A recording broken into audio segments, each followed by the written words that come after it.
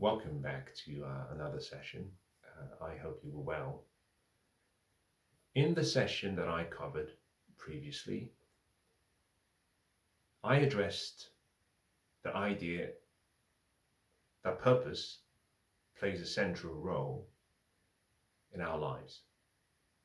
That if you understand the purpose for which you are here for, if you understand the purpose of the time that you find yourself, and if you understand the purpose for the environment, then it becomes much easier to understand the purpose in your suffering. Life is all about suffering. I think fundamentally, and this brings me to today's topic, fundamentally, in the West particularly, we have raised two, three generations in a way that we have robbed them of the essence of the narrative of what life is supposed to be.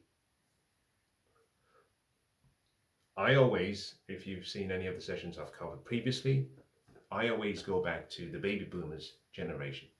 Uh, this is personal perspective, but I think the baby boomers did more to damage three or four generations than any other generation prior. You see, the silent generation and the great generation, these are people who were born, the silent being from 1900 or 1901 to 1929, and the great generation being those from 1929 to about 1945. Those two generations are still considered the bedrock for the West. And they sacrificed more, they gave up more rather, than any other generation that has followed ever since.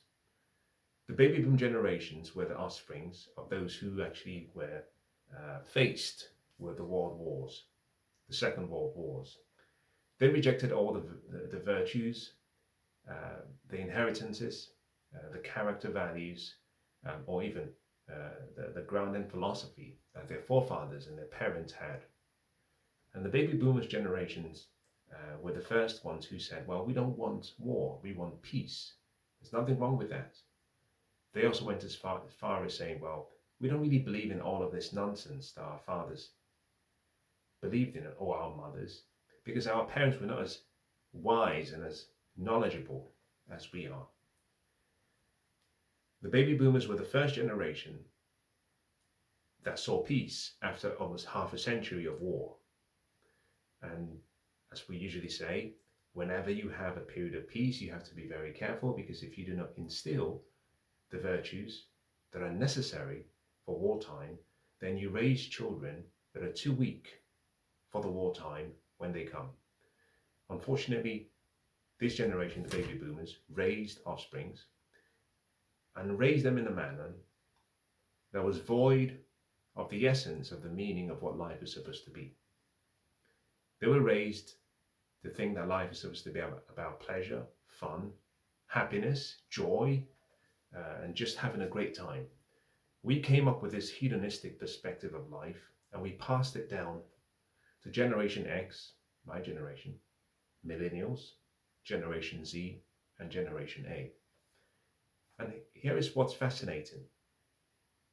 If you draw a graph showing the generations, in this particular instance, let me use the word great generations, because there are very few people who were in the silent generation who are still alive.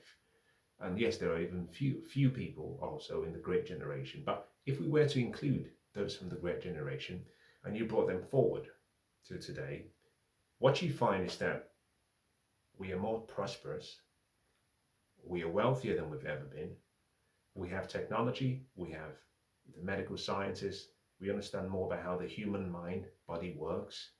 We are blessed. We have moved up from Abraham Maslow's hierarchy of needs at the bottom. The need for safety and security is not our concern, generally speaking.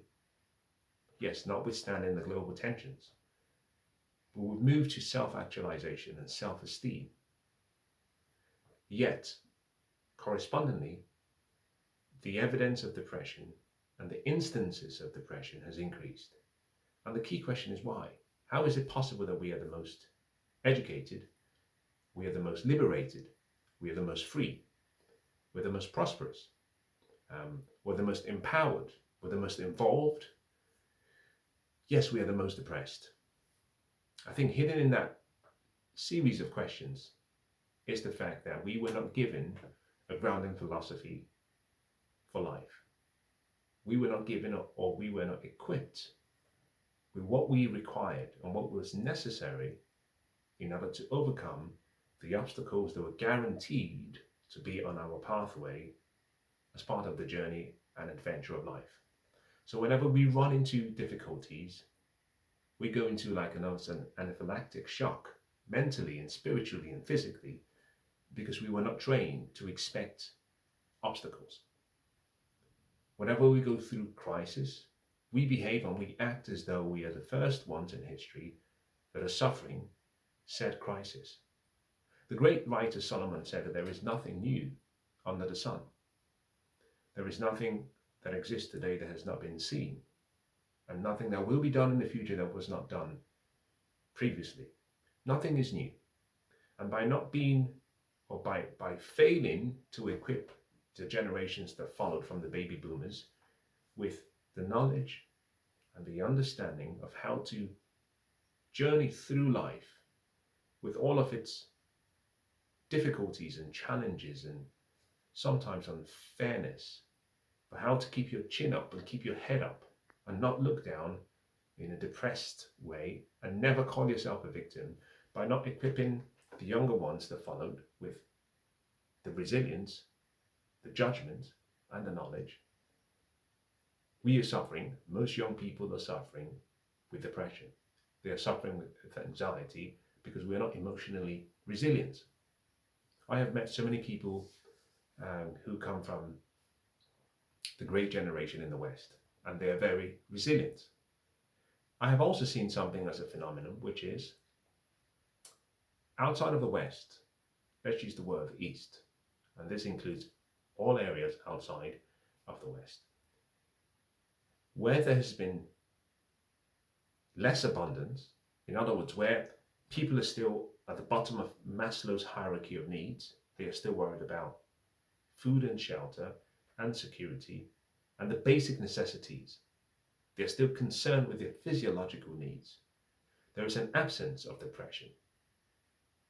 And part of the reason for that is not necessarily hidden alone in the fact that most of these people care more about surviving than how they feel. I would go as far as saying that depression in the West can be a sign of idleness. It could be a sign of being bored. It could be a sign of not having enough challenges. It could be a sign of perhaps not being grateful. And I can go on and on and on. The point I'm making is this. Outside of the West, we tend to find that the virtues and the qualities that the great generation and the silent generation in the West once had is still in abundance in the younger generations and those who are outside of the West. And one of the reasons for that is just simply because of, you might call it a desirable difficulty. In other words, there's a difficult experience you're going through, but at the moment you're going through that, you can't tell whether it's to your advantage or disadvantage. For example, in the West, we have seen so much abundance that we change our diet completely. We become very dependent on sugars and carbohydrates, which are just poison. All pathologies in the West are linked to sugars, carbohydrates, and dairy products. Dementia, cancer, and more. And I always used to be fascinated as to why parts of the world that are outside of the West suffered less. And as I looked and as I researched, I found a lot of these places, they do not have the funds and the means to afford processed food, so they eat natural foods. But more importantly, they do not even have the opportunity for enhanced refrigeration, so they actually eat following the seasons. They go through phases in the seasons, and they have an autumn harvest, and when the autumn harvest comes, they eat the root vegetables and they eat the fruits and some of the, you might say, sugar natural foods, And once that season is passed, they revert back to livestock. And for that reason, they're much healthier in some areas. Yes, they do not have clean water, and they do not have good shelter, and there isn't much safety and security. And yes, you can make a whole list. But what we find is that there is very little depression, because the people who were there have not been disadvantaged in many ways with wealth. They have not been disadvantaged with abundance. And there's been a useful transference of the great inheritances that their forefathers and foremothers afforded them. There's a richness in value and culture. In the West, we seem to be focused on dismantling our culture, rewriting history, finding flaws in all of our sins of the past. Sins they were, no problem, but you have to take the sins with the good. And the point I'm making with all of this is that the philosophy that drives an individual determines their final destination. If you're struggling with depression, there's a possibility that inherent in your struggles is a worldview, a philosophy of life, a belief system of life that is keeping you in chains. And in order for you to let go and let God, there has to be a radical change. And that radical change, for some people, comes in a moment, and for some other people, it comes over a lifetime.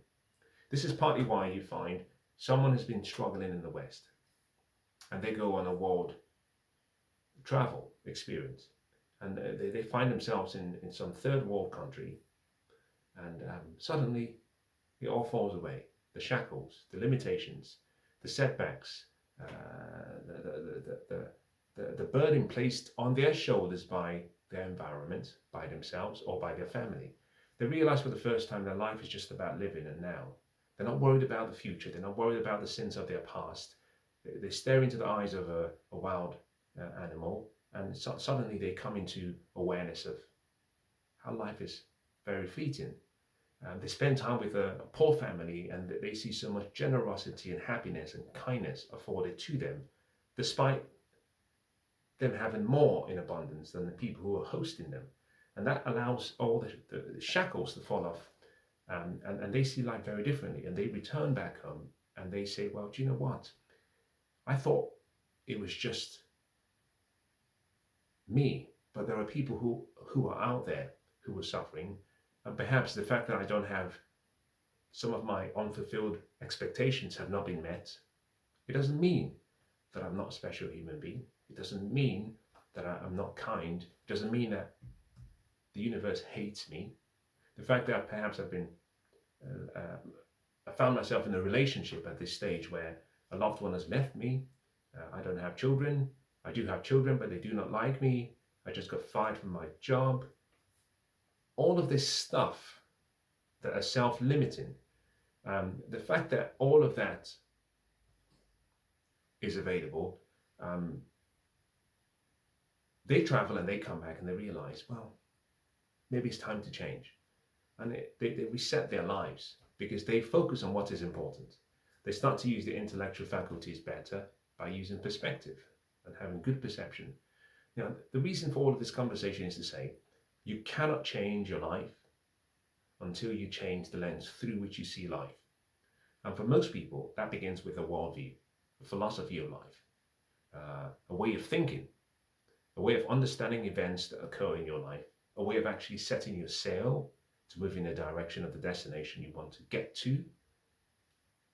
You have to change. And that change begins by just getting that lens out and giving it a good clean, or even replacing the lens completely. Your philosophy is determining how you react to life, but more importantly, can be a good reason for the outcomes you find and face in your life. We have to start with our philosophies. And now in the sessions to follow, one of the things I'm going to talk about is how, as hard as this might seem and sound, and perhaps this is something to put across to you, if you believe in a divine being, whatever that might be, divine command, divine authority, divine being, without labeling that into a specific theological categorization or group. It tends to be the case that those who believe in something transcendental, generally speaking, suffer less depression and anxiety and worry than those who do. And this is not the right time to discuss it, but let me just add the following. One of the reasons for that is because in each of these theological philosophies, Hinduism, Islam, Christianity, Judaism, and more, in all of the stories that are presented to help color this presentation, there is an emphasis on duty. The fact that you have a duty. You have a duty to the transcendental. You have a duty to your family. You have a duty to your church or your mosque or your synagogue. You have a duty to the community of people around you. You have a duty to your loved ones and friends. And you have a duty to yourself. Now, you might say, well, what about country? That also applies. And one of those duties you have is to be the best you can be and to be the best servant to each of those expectation areas. This does something fascinating. It moves the focus away from an inward look towards self, and you start to look outwardly to say, not what am I going to get, but what am I going to give? You know, the great John F. Kennedy said, ask not what your country can do for you, but instead ask, what can I do for my country, for its people? And in a similar way, we go back to the great writings of scriptures, and it says, well, if you want to be the greatest, something that most people are striving for, the condition is that you have to be willing to be the servant. You have to serve the many. And in serving many, you're led on a pathway towards greatness. We've divorced ourselves from the responsibility we have to one another. And this is part of the reason why in places like cities and big towns, people are lonely. Why? We don't live in communities. There is no service to the community. We don't even have families. Some of us have come from a family of one or two. We're not as close as we used to be, perhaps with our loved ones. Our nieces and nephews and our cousins and aunts and uncles live in other towns and villages and cities, and so we've lost contact. And all we have is strangers around us. And we've also then been encouraged to seek the highest pleasure of life, a hedonistic perspective, something I will cover in the sessions to follow. And we've been recommended and encouraged to shun any form of divine order, theological presence. And so we've thrown away in the West, especially here in the UK, our Judeo-Christian values. We've thrown away the duties that came with said values. We've been encouraged to pursue vices and shun all virtues. And for some reason, we think that this is a coincidence that we have an increased level of depression.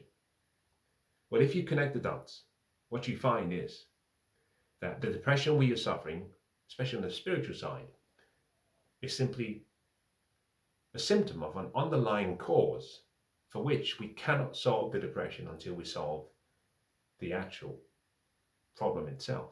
And one of such a problem is the lack of spirituality in our lives. I hope today's session has been useful.